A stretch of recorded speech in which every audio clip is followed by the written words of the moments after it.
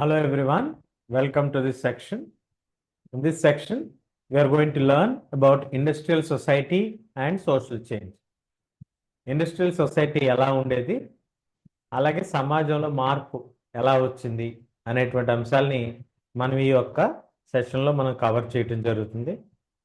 ఇప్పటి వరకు మన వీడియోస్ లేదా మన ఛానల్కి ఎవరికైనా సబ్స్క్రైబ్ చేసుకున్నట్లయితే దయచేసి సబ్స్క్రైబ్ చేసుకోవాల్సిందిగా మనవి. ఇంకా ఇలాంటి కంటెంట్ మీ అందరికీ రీచ్ అవ్వాలని, ముఖ్యంగా తెలుగు పిల్లలందరికీ కూడా రీచ్ అవ్వాలి అనేటువంటి ఉద్దేశంతో రిక్వెస్ట్ చేయడం జరుగుతుంది. దయచేసి అందరూ కూడా సబ్స్క్రైబ్ చేసుకోవాల్సిందిగా మనం. So the political trends were the signs of new time. రాజకీయపరమైనటువంటి మార్పులు ఏవైతే ఉన్నాయో, లిబరల్స్ చూసినా, రాడికల్స్ చూసినా, కన్జర్వేటివ్స్ని చూసినా, మనకి మారుతున్నటువంటి కాలానికి అనుగుణంగా వచ్చినటువంటి మార్పులుగా మనకి క్లియర్గా కనపడుతుంది.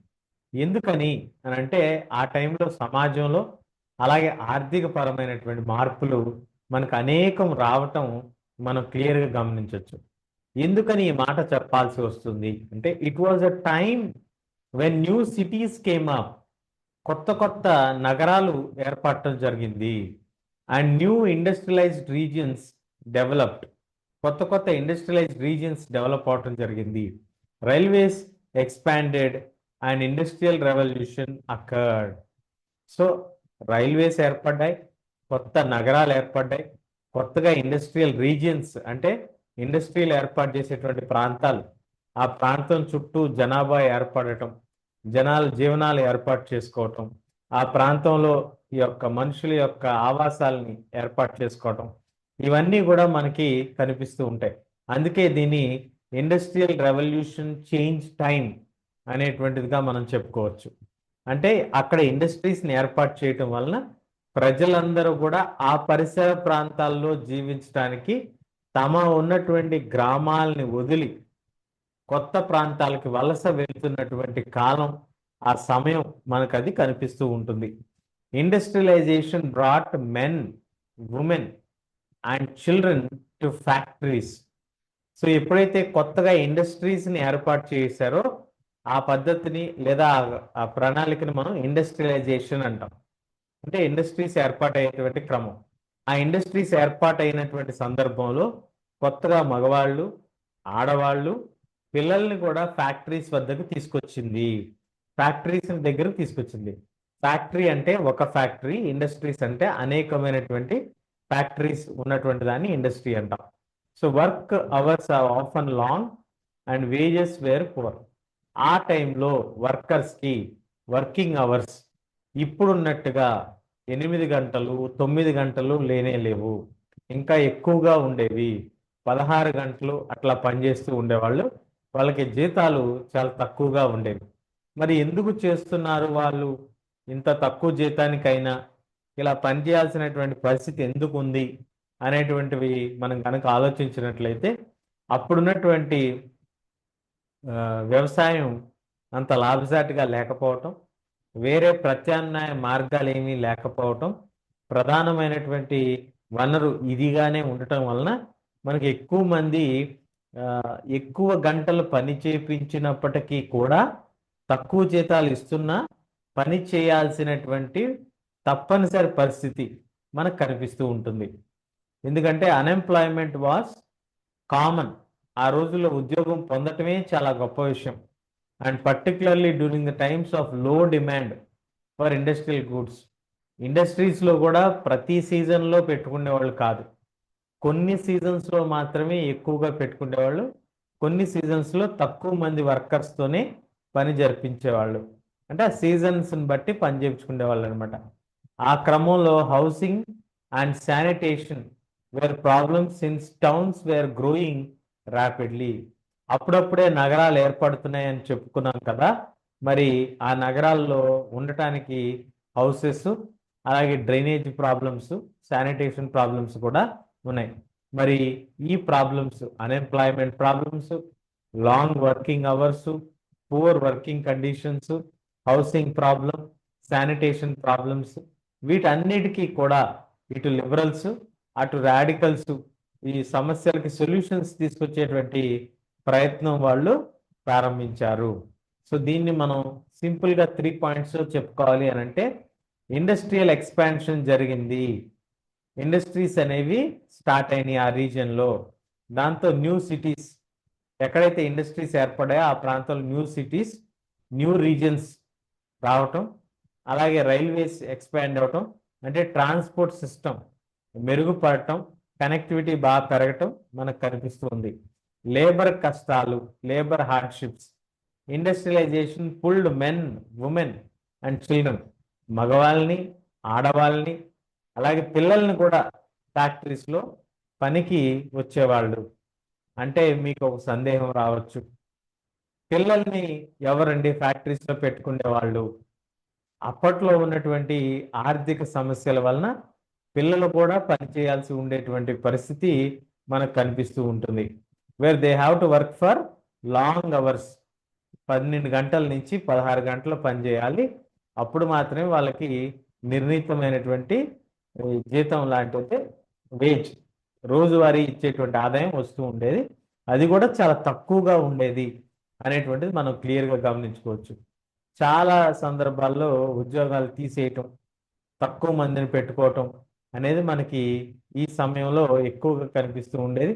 అలాగే అర్బన్ క్రైసిస్, ఎలాగైతే వీళ్ళు కొత్త నగరాలకు వచ్చారు కాబట్టి కొత్తగా ఏర్పడినటువంటి నగరాల్లో అప్పుడప్పుడే ఇల్లులు కట్టుకుంటూ ఉంటారు కాబట్టి proper structured systematic drainage system, systematic sanitation ఇవన్నీ కూడా పెద్దగా ఉన్నట్టు లేవు. కాబట్టి ఆ శానిటేషన్ ప్రాబ్లమ్స్ కూడా మనకి ఇందులో కనిపిస్తూ ఉంటాయి. సో ఇవన్నిటికి సొల్యూషన్స్ కోసం అటు లిబరల్స్, ఇటు రాడికల్స్ ఈ సమస్యలకి ఎలా సొల్యూషన్ తీసుకురావాలి అనేటువంటి దాన్ని పట్ల వాళ్ళు ప్రయత్నాలు చేస్తూ ఉండేవాళ్ళు. ఇందులో మనకి కొత్తగా వచ్చేటువంటి వర్డ్ చూసినట్లయితే సఫ్రగేట్ మూమెంట్, అంటే ఆడవాళ్ళకి ఓటు హక్కు కల్పించేటువంటి ఉద్యమాన్ని సఫ్రగేట్ మూమెంట్ అంటాం. సఫ్రగేట్ మూమెంట్ అనేటువంటి పదం కొత్తగా మనకు వస్తుంది. ఆడవాళ్ళకి అప్పటి వరకు ఓటు హక్కు ఇవ్వాలి అని కేవలం రాడికల్స్ మాత్రమే ఆలోచనలో కలిగి ఉన్నారు. మిగతా వాళ్ళు ఎవరు కూడా ఆలోచన చేసేవాళ్ళు కాదు. కాబట్టి అందుకనే అప్పుడు ఆ ఉద్యమాలు నడుస్తూ ఉండేవి. ఆ ఉద్యమాల పేరుని సఫ్రగేట్ మూమెంట్ అని పిలవటం జరుగుతుంది. నెక్స్ట్, మరి ఇలా అవుతున్నటువంటి సందర్భంలో ఇండస్ట్రీస్ ఎవరి ఆధీనంలో ఉండేవి అనేది మనం తీసుకున్నట్లయితే almost all industries were the property of individuals, వ్యక్తిగతమైనటువంటి ఆస్తులుగానే ఉండేవి. ముఖ్యంగా liberals, radicals were often property owners and employers. ఎవరైతే లిబరల్స్గా ఉన్నారో, రాడికల్స్ భావజాలం కలిగి ఉన్నటువంటి వాళ్ళందరూ కూడా సంపన్న వర్గాలకి చెందిన వారుగానే ఉండేవాళ్ళు. Having made their wealth to trade and industrial ventures, వాళ్ళు విదేశాల్లో వర్తకం ద్వారా, వ్యాపారాలు చేయటం ద్వారా ఆదాయాన్ని సంపాదించుకోవటం, లేదా ఇండస్ట్రీస్ని ఎస్టాబ్లిష్ చేయటం ద్వారా వాళ్ళ ఆదాయాన్ని సంపాదించుకోగలిగారు. They felt that such efforts should be encourage. ఇలాంటి ఎఫర్ట్స్ ఎవరైతే ప్రయత్నం చేస్తున్నారో అలాంటి ఎఫర్ట్స్ అన్నీ కూడా ఎంకరేజ్ చేయాలి అనేటువంటిది వాళ్ళు ఫీల్ అయ్యారు. It benefits would be achieved if the work force in the economy was healthy and citizens were educated. ఇంకా ఇలాంటి బెనిఫిట్స్ బాగా సంపాదించుకోవటానికి, బాగా దేశ అభివృద్ధికి, లేదా నగరాలు ఏర్పాటు చేయటానికి, నగరాలు ఏర్పడినటువంటి విధానాన్ని చూసి ఇలా జరగాలి అని అంటే మనకి వర్క్ ఫోర్స్, ఎవరైతే వర్కింగ్ పాపులేషన్ ఉన్నారో వాళ్ళందరూ కూడా ఆరోగ్యంగా ఉండాలి, అలాగే వాళ్ళు చదువుకొని ఉంటే బాగా ఉపయోగపడుతుంది అనేటువంటి ఆలోచన ధోరణి మనకి ఇక్కడ వాళ్ళతో కనిపిస్తుంది. This was oppose to the privileges of old aristocracy had by birth. They firmly believed in the value of individual effort, labour and enterprise. అప్పటి వరకు అరిస్టోక్రటిక్ గ్రూప్, ఎవరైతే సంపూర్ణ వర్గాలు ల్యాండ్ ఓనర్స్ ఉన్నారో వాళ్ళకు ఉండేటువంటి ప్రత్యేకమైనటువంటి ప్రివిలేజెస్, బై బర్త్ ఉన్నటువంటి ప్రివిలేజెస్ని వీళ్ళు అపోజ్ చేసేవాళ్ళు. ఎందుకు? మేము కష్టపడి ఇండివిజువల్గా ఎఫర్ట్స్ పెట్టి లేబర్తో వర్క్ చేయించి మేము ఇండస్ట్రీస్ని కట్టి మేము వెల్త్ని క్రియేట్ చేసాం కాబట్టి ఇలాంటి ఎఫర్ట్స్ని కూడా గుర్తించాలి. If the freedom of individuals was ensured, if the poor could labour and those with capital could operate without restrains, they believed societies would develop. వాళ్ళు ఏమని ఆశపడే వాళ్ళంటే లేబర్, పూర్ పీపుల్కి అందరికీ కూడా ఇండివిజువల్స్కి ఫ్రీడమ్ ఉండాలి. ఎవరైతే సంపన్న వర్గాలకు కానిటువంటి వాళ్ళు ఉన్నారో, అంటే ఆర్థికంగా అంత విధి లేనటువంటి వాళ్ళని లేబర్ చేయగలిగేటువంటి ఇదిగా ఉండాలి. డబ్బున్న వాళ్ళు ఎలాంటి ఇబ్బందులు లేకుండా వాళ్ళు బిజినెస్ చేసుకోగలిగేటట్టుగా ఉండాలి. అప్పుడే సమాజం బాగా డెవలప్ అవుతుంది. అలాగే many working men and women who wanted changes in the world rallied around liberals and radical groups and parties in the early 19th century. ఎవరైతే వర్కింగ్ మెన్ ఉన్నారో, ముఖ్యంగా లాంగ్ అవర్స్ వర్క్ చేస్తూ హౌసింగ్ అండ్ శానిటేషన్లో ప్రాబ్లమ్స్ కలిగి ఉన్నటువంటి వాళ్ళు, వీళ్ళందరూ కూడా ఎక్కువ మంది మగవాళ్ళు, ఆడవాళ్ళు అప్పుడున్నటువంటి మార్పును కోరుతున్నటువంటి లిబరల్స్ లేదా రాడికల్స్, ఈ రెండు పార్టీలకు సంబంధించిన లేదా రెండు ఆలోచన ధోరణులకు సంబంధించినటువంటి రాజకీయ పార్టీల వైపే ఎక్కువగా మొక్కు చూపించేటట్టుగా ఉండేవాళ్ళు.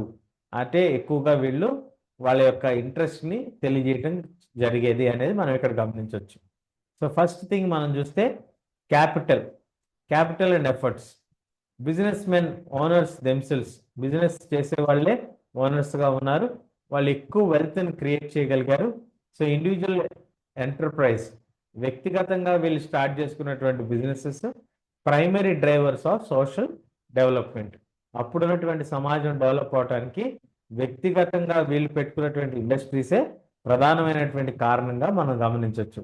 అలాగే వర్క్ ఫోర్స్ ఇన్వెస్ట్మెంట్స్, వీళ్ళు ఏమనేవాళ్ళు, వర్క్ చేస్తున్నటువంటి పాపులేషన్ ఆరోగ్యంగా ఉండాలి, అలాగే ఎడ్యుకేటెడ్గా ఉంటే మనకి బిజినెస్లో వర్కింగ్ పాపులేషన్ బాగా హెల్ప్ అవుతుంది. దాని ద్వారా ప్రొడక్టివ్గా ఇంకా ఇండస్ట్రియల్ ఎకానమీ పెరగటానికి బాగా ఉపయోగపడుతుంది అనేటువంటి ఆస్పెక్ట్ని వీళ్ళు హైలైట్ చేసేవాళ్ళు. అలాగే వీళ్ళు దేన్ని అపోజ్ చేసేవాళ్ళు, మెరిట్ సిస్టమ్ ఉండాలి కానీ బర్త్ని ప్రివిలేజ్ చేసుకొని, అంటే అప్పుడున్నటువంటి అరిస్టోక్రటిక్ గ్రూప్ ఎవరైతే ఉన్నారో అప్పుడున్నటువంటి కొంతమందికి బై బర్త్ వాళ్ళు ఆ వర్గంలో పుట్టారు కాబట్టి ఆ వర్గం వాళ్ళకి కొన్ని ప్రత్యేకమైనటువంటి రాయితీలు, కొన్ని ప్రత్యేకమైనటువంటి వసతులు కల్పించడాన్ని వీళ్ళు వ్యతిరేకిస్తూ ఉండేవాళ్ళు. ఎందుకంటే వీళ్ళు తమ యొక్క టాలెంట్, తమ యొక్క హార్డ్ వర్క్ ద్వారా ఇంత పెద్ద ఇండస్ట్రీస్ని, ఇంత పెద్ద ట్రేడ్ని వాళ్ళు నడుపుతూ ఉండేవాళ్ళు. కాబట్టి ఈ ఇండివిజువల్స్కి ఈ మెరిట్ పైన వచ్చినటువంటి వాళ్ళకి గుర్తింపు ఇవ్వాలి, ఫ్రీ ఆఫ్ లేబర్ ఉండాలి, అలాగే క్యాపిటల్ ఫ్రీగా ఆపరేట్ అయ్యేటట్టుగా ఉండాలి, అప్పుడే సొసైటీ న్యాచురల్గా గ్రో అవుతుంది అనేటువంటిది వీళ్ళు ఎంకరేజ్ చేయడం జరిగేది. వీళ్ళు ఆ ఆలోచన ధోరణి కలిగి ఉండేవాళ్ళు. అంటే ప్రాపర్టీస్ అన్నీ కూడా వ్యక్తిగతమైనటువంటి ఆస్తులుగానే ఉండేవి. వర్క్ ఫోర్స్ పట్ల, అలాగే వర్కర్స్కి మంచి ఆరోగ్యం, మంచి విద్య ఉంటే ఇంకా ఎక్కువగా వాళ్ళు పనిచేసి ఇండస్ట్రీస్ డెవలప్ అవడానికి వాళ్ళు ఉపయోగపడతారు. కాబట్టి అలాంటి ఒక సుముఖత కలిగినటువంటి వాతావరణం కనుక ఏర్పడితే బాగుంటుంది అనేటువంటి ఆలోచన ధోరణి కలిగి ఉన్నారు. అలాగే అప్పుడు ఉన్నటువంటి ఈ యొక్క స్పెషల్ ప్రివిలేజెస్, అరిస్టోక్రసీకి ఉన్నటువంటి స్పెషల్ ప్రివిలేజెస్ని వాళ్ళు పూర్తిగా వ్యతిరేకించాలంటే ఒక వర్గం ప్రజలకి కొన్ని ప్రత్యేకమైనటువంటి బెనిఫిట్స్ ఉండేవన్నమాట, కొన్ని ప్రత్యేకమైనటువంటి రాయితీలు. వాళ్ళు ఎక్కువ భూభాగాన్ని ల్యాండ్ ఓనర్స్గా ఉండేవాళ్ళు కాబట్టి వాళ్ళకి కొన్ని ప్రత్యేకమైనటువంటి రాయితీలు ఇవ్వటం జరిగేది. అలాంటి రాయితీల్ని వీళ్ళు వ్యతిరేకిస్తూ ఉండేవాళ్ళు. మేము ఇంత కష్టపడి క్యాపిటల్ సంపాదించి ఇంత ఇండస్ట్రీస్ని డెవలప్ చేస్తున్నాం కాబట్టి మాకు బెనిఫిట్ వచ్చేటట్టుగా ఉంటే బాగుంటుంది, అంతేగాని ఇంకా ఎప్పుడో పాతకాలంలో వీళ్ళు రాజరిక కుటుంబాలకి సంబంధించిన వాళ్ళను, లేకపోతే ఇంకా సంపన్న వర్గానికి సంబంధించినటువంటి వాళ్ళు కాబట్టి వాళ్ళకి ప్రివిలేజ్ ఇస్తాం అంటే మేము కూడా అదే విధంగా విదేశీ వర్తకం చేసి ఆస్తి పరంగా మేము సంపాదించుకున్నాం కాబట్టి మమ్మల్ని కూడా గుర్తించాలి, మెరిట్ని గుర్తించాలి అనేటువంటి ఒక ఆలోచన ధోరణి వీళ్ళు వ్యక్తం చేయటం ఆ సమాజంలో వస్తున్నటువంటి మార్పుల్లో భాగంగా మనం చెప్పుకోవచ్చు. మరి ఇది ఇలా జరుగుతున్నటువంటి క్రమంలో మరి కొంతమంది నేషనలిస్టులు, liberals, radicals they want to put an end to the kind of governments established in Europe in 1815. అప్పటి వరకు ఉన్నటువంటి ప్రభుత్వాలు, మనం మాట్లాడుతున్నది 1870s, 1890s, 1850s, 1830s కాలంలో, అంటే పూర్తిగా 19th సెంచరీ కాలం గురించే మనం మాట్లాడుతున్నాం. 1815లో మనకి నెపోలియన్ బోనపార్టీని ఓడించిన తర్వాత అప్పుడున్నటువంటి బ్రిటన్, రష్యా, ప్రూషియా, ఇంగ్లాండ్ వీళ్ళందరూ కలిసి వీళ్ళు కొన్ని ప్రభుత్వాల్ని ఏర్పాటు చేయడం జరిగింది. ఆ ప్రభుత్వాలకి స్థానికంగా ఉండేటువంటి ప్రజల మధ్య అంత మంచి అభిప్రాయం లేదా మంచి ఈ ఫేవర్ రెస్పాన్స్ ఉన్నట్టుగా మనకు కనిపించదు. కాబట్టి కొంతమంది నేషనలిస్టులు, జాతీయ ఉద్యమకారులు, లిబరల్స్, రాడికల్స్ ఈ రెవల్యూషన్ తీసుకొచ్చైనా సరే మనం ఈ యొక్క ప్రభుత్వాన్ని మనం పడగొట్టాలి అనేటువంటి ప్రయత్నం ప్రారంభించారు. ఇలాంటి ప్రయత్నమే ఫ్రాన్స్లో జరిగింది, ఇటలీలో జరిగింది, జర్మనీలో జరిగింది, రష్యాలో కూడా జరిగింది. They want work over through the existing monarchs. వాళ్ళు ఎలాంటి పని చేసేయాలనుకున్నారు? ప్రస్తుతం పనిచేస్తున్నటువంటి మోనార్క్స్కి వ్యతిరేకంగా ఎలాగైనా సరే మనం ఉద్యమాన్ని తీసుకొచ్చి వాళ్ళని మనం దించేసేయాలి, కొత్త ప్రభుత్వాలను ఏర్పాటు చేయాలి అనేటువంటి ఆలోచనని కలిగి ఉన్నారు. ఈ జాతీయవాదులు ఈ రెవల్యూషన్స్ ఏమి క్రియేట్ చేయాలి? అప్పటి వరకు ఉన్నటువంటి రాజ్యాల నుంచి మనం దేశాలుగా మారాలి. All citizens would have equal rights. అందరికీ కూడా సమానమైనటువంటి హక్కుల్ని కలిగి ఉండేటువంటి దేశంగా మనం ఏర్పాటు చేసుకోవాలి అనేటువంటి ఆలోచనకి నాంది క్రియేట్ చేసినటువంటి వ్యక్తి గ్యూసెప్ మ్యాజిని. ఈయన 1815 తర్వాత ఈయన ఇటాలియన్ నేషనలిస్ట్ అనేటువంటి ఈయన, అంటే ఇటలీలో నేషనలిజం భావజాలం కలిగినటువంటి వ్యక్తి. ఈయన సీక్రెట్గా ఎలా ఇటలీని సాధించుకోవాలి, ఎలాగ రాజ్యాలుగా ఉన్నటువంటి దాన్ని ఒక దేశంగా ఏర్పాటు చేసుకోవాలి అనేటువంటిది ఈయన రాయటం ప్రారంభించాడు. దాన్ని భారతదేశంలో మరి ఇతర రాష్ట్రాలు, ఇతర దేశాల్లో కూడా వీళ్ళు చదవటం జరిగింది అనేది మనం ఇక్కడ క్లియర్గా గమనించుకోవాలి. అంటే ఉన్నటువంటి ప్రభుత్వాన్ని ఓవర్త్రో చేయాలి. ప్రస్తుతం ఉన్నటువంటి ప్రభుత్వం ఏదైతే ఉందో ఆ ప్రభుత్వం ఎప్పుడైతే 1815 కాంగ్రెస్ ఆఫ్ వియన్నా తర్వాత ఏర్పడినటువంటి ప్రభుత్వం, ఆ ప్రభుత్వాన్ని ఎలాగైనా మార్చేసి ఆ మోనార్క్స్ని ఉద్యమం ద్వారా మార్పు చేయాలి అనేటువంటి ఆలోచన కలిగి ఉన్నారు. అలాగే ఈక్వల్ రైట్స్, అందరికీ సమానమైనటువంటి హక్కు. ఎప్పుడైతే ఈ రాజ్యాల నుంచి దేశంగా మనం మారుతామో, దేశంగా మారినటువంటి సందర్భంలో రాజకీయ పరంగా ప్రతి ఒక్క పౌరుడికి కూడా సమానమైనటువంటి హక్కు, అలాగే గుర్తింపు వచ్చేటువంటి అవకాశం ఉంటుంది అని మనకి అప్పుడు జాతీయవాదులు వాదిస్తూ ఉండేవాళ్ళు. మ్యాజిని, గ్యూసెప్ మ్యాజిని 1815 తర్వాత కాలంలో ఆయన ఇటాలియన్ రెవల్యూషనరీ సెంట్రల్ ఫిగర్గా ఆయన ఈ ఉద్యమాన్ని నడిపాడు.